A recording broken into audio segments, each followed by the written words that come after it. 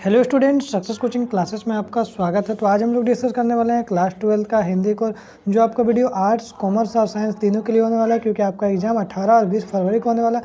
तो इस वीडियो में हम लोग देखने वाले हैं प्रीवियस ईयर क्वेश्चन 2022 में टॉप 40 प्रश्न देखने वाले हैं आपका, जो आपका एग्जाम के लिए बहुत ही ज़्यादा इंपॉर्टेंट हो। वीडियो को स्किप करने की बिल्कुल भी गलती मत करिए। तो चलिए हम लोग वीडियो को स्टार्ट करते हैं। देखिए, सबसे सवाल को यहाँ स्टार्ट करते हैं। ये हमारा हिंदी कोर का है, आर्ट्स, कॉमर्स, साइंस तीनों के लिए 2022 का हम लोग ओरिजिनल क्वेश्चन पेपर देखने वाले हैं।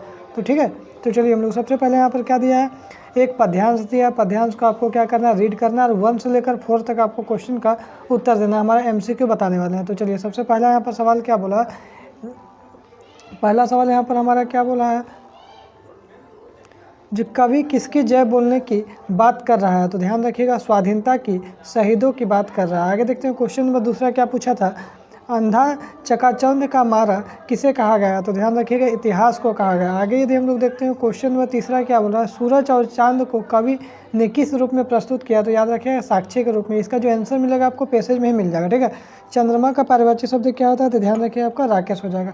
आगे देखिए, उसके बाद यहाँ पर एक गद्यांश दिया है, जिसको आपको अच्छा से रीड करना है एग्जाम में। इसी टाइप का आपका सेम पैटर्न में आपका एग्जाम होने वाला है। ठीक है, तो एक उसके बाद देखिए आपको क्वेश्चन नंबर 5 से आपको जो आंसर मिलेगा आपको गद्यांश से ही मिलेगा। क्या बोल रहा है, असमंजस में पड़कर हम क्या नहीं तय कर पा रहे हैं। तो याद रखिए, अपना लक्ष्य को तय नहीं कर पा रहे हैं। आगे देखिए, विश्व में सुख, शांति और समृद्धि के लिए क्या जरूरी है, क्या आवश्यक है। तो ध्यान रखिएगा, आपका मन से अहिंसा का पालन, वचन से अहिंसा का पालन और कर्म से अहिंसा का पालन। इसका राइट आंसर हो जाएगा, इनमें से सभी हो जाएगा। आगे देखते हैं, बोल रहा है क्वेश्चन, गांधीवाद से मेल न खाने वाला सिद्धांत कौन सा है। तो याद रखते हैं, भौतिकवाद हो जाएगा। आगे देखते हैं, दुर्बलता शब्द में उपसर्ग और प्रत्यय क्या है। तो ध्यान रखिएगा, इसका राइट आंसर हो जाएगा ऑप्शन नंबर तीसरा हो जाएगा। ठीक है, आगे देखते हैं क्वेश्चन नंबर 9 में। अब देखिए, हमारा अभिव्यक्ति और माध्यम से क्वेश्चन आ गया।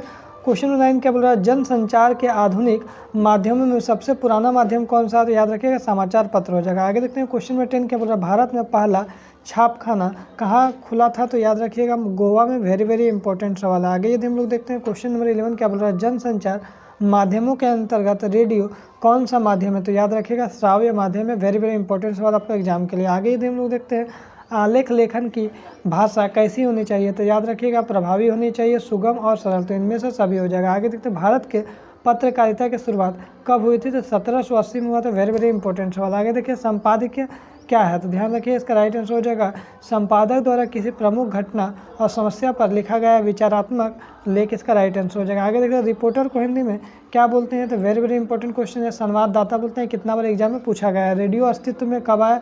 तो ध्यान रखिए, इसका राइट आंसर हो जाएगा 1885 में। आगे देखते हैं, समाचार लेखन को प्रचलित शैली क्या कहलाता है। तो समाचार लेखन को जो है प्रचलित शैली जो है, इसका राइट आंसर हो जाएगा आपको उल्टा पिरामिड शैली कहलाता है। ठीक है, आगे यदि हम लोग देखते हैं क्वेश्चन 18 क्या बोल रहा है, जनसंचार का प्रमुख कार्य क्या है। जनसंचार का जो प्रमुख कार्य है, शिक्षित करना, सूचना देना और मनोरंजन करना। इसका राइट आंसर हो जाएगा इनमें से सभी। आगे देखते हैं क्वेश्चन नंबर 19 क्या बोल रहा है। आप देखिए, पाठ्य पुस्तक से यहाँ पर है, इसमें देखिए एक पद्यांश दिया हुआ रहेगा आपको। क्वेश्चन नंबर 19 से लेकर क्वेश्चन नंबर 22 को आपको सॉल्व करना है। देखिए, सबसे पहला सवाल क्या बोल रहा है, प्रस्तुत जो आपका काव्यांश का प्रस्तुत काव्यांश के रचनाकार कौन है। तो याद रखिएगा, रघुवीर सहाय हो जाएगा। आगे देखते हैं क्वेश्चन नंबर 20 क्या बोल रहा है, हम दूरदर्शन पर बोलेंगे में आए शब्द, हम शब्द का क्या तात्पर्य होता है। याद रखिएगा, ताकतवर मीडिया हो जाएगा। आगे यदि हम लोग देखते हैं क्वेश्चन नंबर 21 क्या बोल रहा है, आप क्यों अपाहिज है। टेलीविजन कैमरे के सामने इस तरह के प्रश्न पूछे जाने का उद्देश्य क्या हो सकता है। तो कार्यक्रम को सफल बनाना। आगे यदि हम लोग देखते हैं क्वेश्चन नंबर 22 क्या बोल रहा है, प्रस्तुत कविता से क्या प्रेरणा मिलती है। तो याद रखिए, इसका राइट आंसर हो जाएगा ए, शारीरिक चुनौती झेलते लोगों के प्रति संवेदनशीलता नजरिया अपनाने का। आगे यदि हम लोग देखते हैं क्वेश्चन नंबर 23 क्या बोल रहा है, हरिवंश राय बच्चन रचित प्रसिद्ध आत्मकथा कौन सी है। तो याद रखिएगा, इसका राइट आंसर हो जाएगा नींव का निर्माण कर। आगे देखिए, चुका भी हूँ नहीं मैं किसकी रचना है। तो याद रखिएगा, शमशेर बहादुर सिंह का। आगे देखते हैं, दिन जल्दी जल्दी ढलता है, कविता के अनुसार क्या कभी वापस नहीं आता है। तो ध्यान रखिए, इसका राइट आंसर हो जाएगा बीता हुआ समय कभी वापस नहीं आता है। आगे देखते हैं क्या बोल रहा है, मुस्काता चांद जियो धरती पर रात भर पंक्ति में किस अलंकार का प्रयोग हुआ है। तो ध्यान रखिए, इसका राइट आंसर हो जाएगा अनुप्रास अलंकार है। इस जितना भी सवाल है आपका सब 2022 में पूछा गया।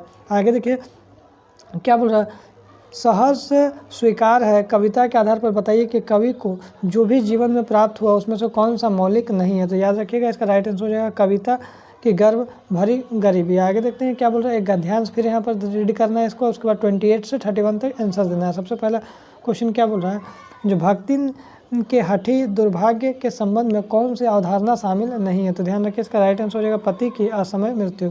आगे यदि हम लोग देखते हैं क्वेश्चन नंबर 29 क्या बोल रहा है,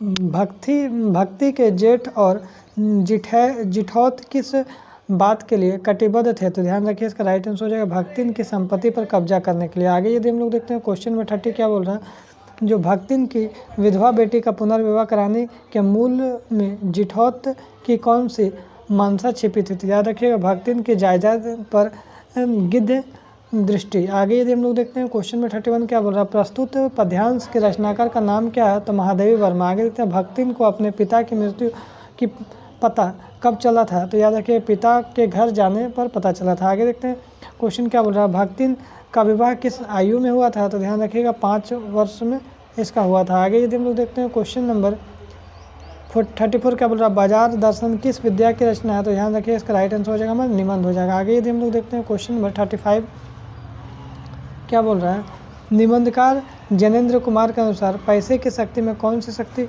निहित होती है। तो याद रखिए उपहास शक्ति। आगे देखते हैं क्वेश्चन में 36 क्या बोल रहा है, बाजार का जादू कब असर आता है। तो ध्यान रखिए इसका राइट आंसर हो जाएगा जब जेब भरा हो और मन खाली हो। आगे देखते हैं सिल्वर वेडिंग की कहानी का रचनाकार कौन है, वेरी वेरी इंपॉर्टेंट क्वेश्चन है, ध्यान रखिए मनोहर श्याम जोशी हो जाएगा। आगे यदि हम लोग देखते हैं क्वेश्चन नंबर 38 क्या बोल रहा है, सिल्वर वेडिंग कहानी के कथानायक का नाम क्या है। तो ध्यान रखिए इसका राइट आंसर हो जाएगा हमारा ऑप्शन नंबर ए यशोधर बाबू। आगे देखते हैं सिल्वर वेडिंग पर भूषण के अपने पिता पर क्या उपहार है। तो याद रखिए ऊनी ड्रेसिंग